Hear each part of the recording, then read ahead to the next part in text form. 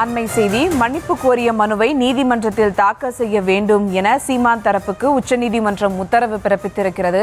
மேலும் விவரங்களோடு இணைகிறார் செய்தியாளர் மதியழகன். வணக்கம் மதியழகன், விவரங்கள்.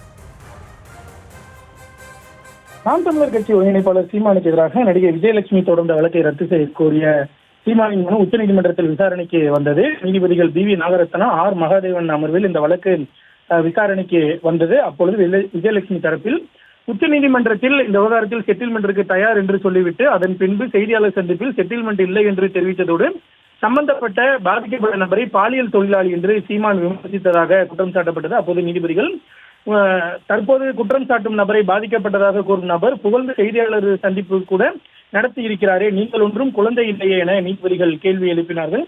அப்போ அதுக்கு விஜயலட்சுமி தரப்பில் சினிமாவில் நடத்தி கொண்டிருந்த போது திருமணம் செய்வதாக சீமான் உறுதியளித்தார். அதன்படி இருவரும் இணைந்து இருந்தோம். ஆனால் அதன் பின் குற்றம் சாட்டப்பட்ட நபர் தன்னை கைவிட்டதாகவும், குறிப்பாக தன்னை திருமணம் செய்து கொள்ள எந்த எண்ணமும் இல்லாமல் போலியாக உறுதி கொடுத்துவிட்டு பின்னர் வேறொரு நபரை சீமான் திருமணம் செய்து கொண்டதாகவும் விஜயலட்சுமி தரப்பில் தெரிவிக்கப்பட்டது.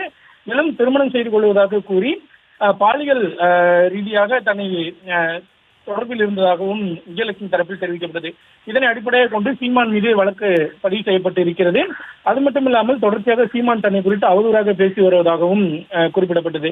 இந்த விவகாரத்தில் கூடுதலாக ஒரு மனுவை தாக்கல் செய்வதாகவும், சம்பந்தப்பட்ட நபர் தங்களிடம் மன்னிப்பு கேட்க வேண்டும் எனவும், அவதூறாக பேசுவதை நிறுத்த வேண்டும் எனவும் விஜயலட்சுமி தரப்பில் தெரிவிக்கப்பட்டது. இதனையடுத்து நீதிபதிகள் இந்த விவகாரத்தில் முதலில் சீமான் தரப்பு தனது மன்னிப்பு கோரிய மனுவை நீதிமன்றத்தில் தாக்கல் செய்ய வேண்டும் எனவும், இல்லை என்றால் சீமான் மீதான வழக்கை ரத்து செய்ய வேண்டும் என்ற கோரிய அவரது மனுவை தாங்கள் ஏற்க மாட்டோம் எனவும் நீதிபதிகள் குறிப்பிட்டிருக்கிறார்கள். மேலும் ஏற்கனவே விஜயலட்சுமி அளித்த புகாரின் பேரில் சீமான் மீது நடவடிக்கை எடுக்கக்கூடாது என்ற சென்னை நடவடிக்கை எடுக்கக்கூடாது என்ற அந்த உத்தரவை, அந்த இடைக்கால உத்தரவை நீட்டிப்பதாகவும் குறிப்பிட்ட நீதிபதிகள் வழக்கினுடைய விசாரணையை செப்டம்பர் 24ஆம் தேதிக்கு ஒத்திவைத்தனர்.